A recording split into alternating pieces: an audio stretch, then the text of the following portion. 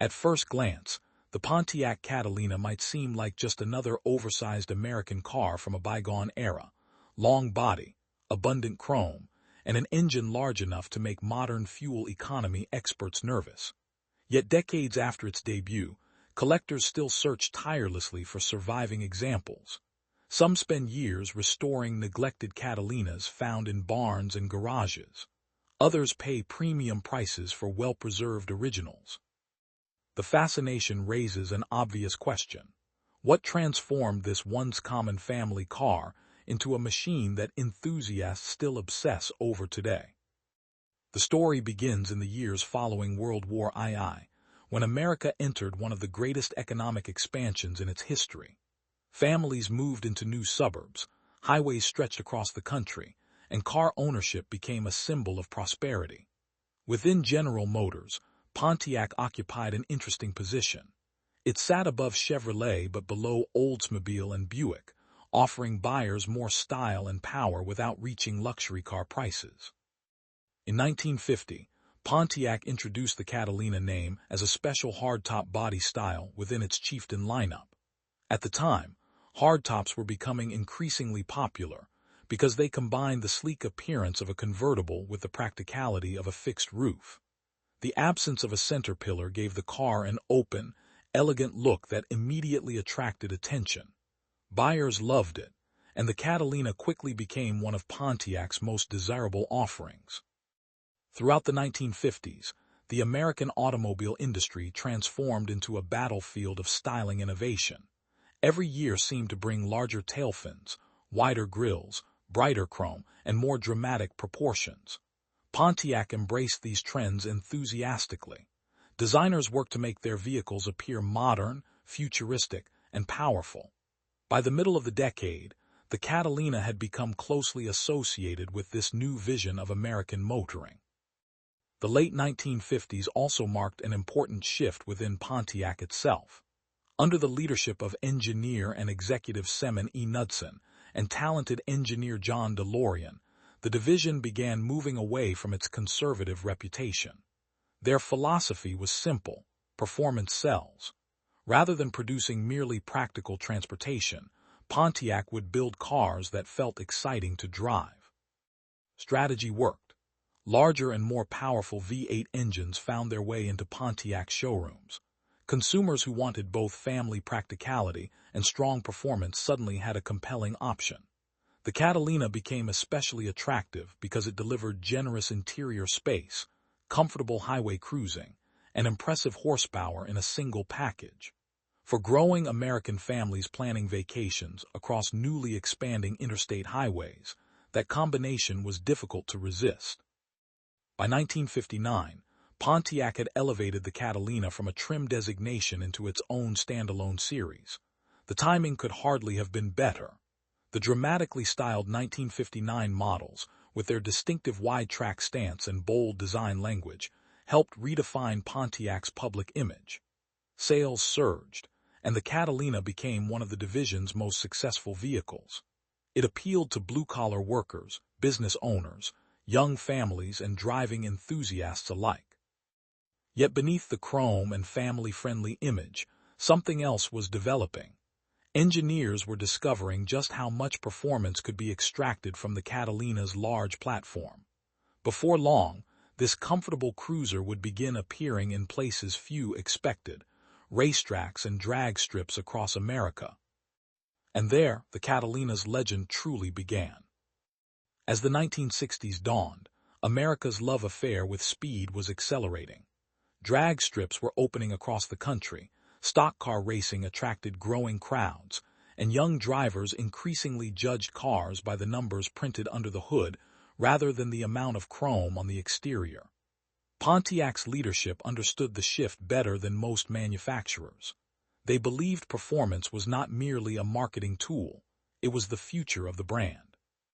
The Catalina happened to be perfectly positioned for this new era. Its full-size platform provided a strong foundation, while Pontiac's engineers continued developing increasingly powerful V8 engines. In an age when horsepower wars dominated automotive headlines, the Catalina became one of the division's most potent weapons. What had started as a stylish family automobile was rapidly evolving into a surprisingly formidable performance machine. The transformation became especially visible in the early 1960s. Pontiac's engineers experimented with high-compression engines, improved intake systems, and more aggressive tuning. Buyers could order Catalinas equipped with powerful V8 combinations that delivered remarkable straight-line performance for such a large automobile. On American roads, few drivers expected a full-size family car to accelerate with such authority. Then came one of the most legendary chapters in Pontiac history, the Super Duty program. Introduced in limited numbers during the 1961 and 1962 model years, the Catalina Super Duty represented Pontiac's racing ambitions at their most extreme. These cars were engineered with competition in mind. Lightweight components, reinforced drivetrains, specialized cylinder heads, and massive high-performance V8 engines transformed ordinary-looking Catalinas into serious racing machines. At drag strips across the nation, Super Duty Catalinas quickly established a fearsome reputation. Their enormous engines generated extraordinary power, while careful engineering helped maximize acceleration. Spectators often watched in disbelief as these large Pontiacs launched down quarter-mile tracks with the urgency of dedicated race cars. Victories accumulated rapidly, strengthening Pontiac's image as one of Detroit's premier performance divisions. The Catalina also found success in stock car racing. NASCAR competition during the early 1960s served as a valuable proving ground for manufacturers eager to demonstrate engineering superiority. Pontiac entries earned numerous victories, and the Catalina's presence on racetracks helped reinforce the connection between showroom vehicles and motorsport achievement. Fans could purchase cars that resembled the machines they watched competing on weekends, creating a powerful emotional connection between racing success and consumer demand. These accomplishments influenced the development of future Pontiac icons. Many enthusiasts view the Catalina's racing era as laying the groundwork for vehicles that would later define the muscle car movement, particularly the legendary Pontiac GTO. Lessons learned through Catalina performance programs helped shape Pontiac's broader identity as a manufacturer focused on excitement and speed. Production numbers for genuine Super Duty Catalinas remained extremely low, largely because the cars were designed with competition rather than mass-market sales in mind. As decades passed, many were raced hard, modified extensively, or simply disappeared. The limited number of surviving examples dramatically increased their desirability among collectors. Today, authentic Super Duty cars are regarded as some of the most valuable and historically significant Pontiacs ever produced.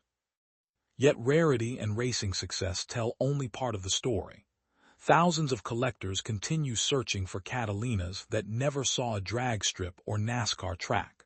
Clearly, the appeal runs deeper than horsepower alone. And that enduring fascination would become even more apparent after the Catalina's production years came to an end. By the time the 1970s progressed, the automotive world was changing. Rising insurance costs, stricter emissions regulations, and fuel crises gradually ended the horsepower race that had defined much of the previous decade. American manufacturers shifted priorities toward efficiency and practicality. Although the Catalina remained an important part of Pontiac's lineup for years afterward, the era that had created its legend was slowly fading.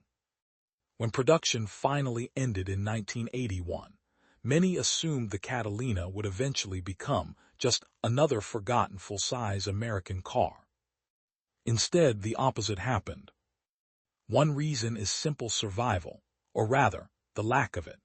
Unlike exotic sports cars that owners carefully preserved from the beginning, Catalinas were everyday transportation. Families drove them to work, school, vacations, and grocery stores. Many accumulated hundreds of thousands of miles before being scrapped. Rust claimed countless examples in northern states, while others were dismantled for parts or abandoned when repair costs exceeded their value. As a result, finding an original Catalina today is far more difficult than many people expect. That scarcity has become increasingly important in the collector market. Enthusiasts often search for cars that represent a specific moment in automotive history, and the Catalina captures several eras at once. It reflects the optimism of the 1950s, the performance obsession of the early 1960s, and the grand scale of traditional American motoring before downsizing transformed the industry. Few vehicles tell such a broad story through a single model name. Restoration projects have also contributed to the Catalina's appeal. Bringing one back to life is rarely simple. Owners frequently spend years locating original trim pieces, interior components, factory wheels, and period-correct mechanical parts. Some items were produced in limited quantities and can be difficult to source decades later, yet many collectors view this challenge as part of the reward. Every completed restoration represents countless hours of research, patience, and craftsmanship. Auction results have reinforced the Catalina's growing reputation. While ordinary driver quality examples remain relatively affordable compared with some classic muscle cars, rare performance variants and exceptionally preserved originals can command substantial prices. Authentic Super Duty models are especially prized because of their direct connection to Pontiac's racing history. Whenever one appears at a major auction, enthusiasts pay close attention. Nostalgia remains another powerful force. Many collectors remember riding in Catalinas as children during family road trips. Others learned to drive in one or watched relatives maintain them in home garages. Owning a Catalina allows people to reconnect with personal memories that might otherwise exist only in photographs. The emotional value often matters just as much as the financial investment. What surprises many observers today is the growing interest among younger enthusiasts. After decades dominated by modern performance cars and imported sports machines, many younger collectors are discovering the appeal of large-displacement V8 engines, expansive interiors, and unmistakable American styling. A Catalina offers something increasingly rare in modern automotive design: presence. Its long body, bold proportions, and distinctive character create an experience that cannot easily be replicated. Collectors also search for specific options and configurations. Factory performance packages, rare engine combinations, convertible models, unique color schemes, and well-documented ownership histories can dramatically increase desirability. Survivor cars, vehicles retaining much of their original paint, interior, and mechanical components, have become especially sought after because they provide an authentic glimpse into the period in which they were built. For many enthusiasts, owning a Pontiac Catalina isn't simply about possessing an old car. It's about preserving a chapter of American history, a time when style was bold, engines were enormous, and every drive felt like an event. That is why, decades after the last Catalina left the assembly line, collectors remain obsessed with finding the next one.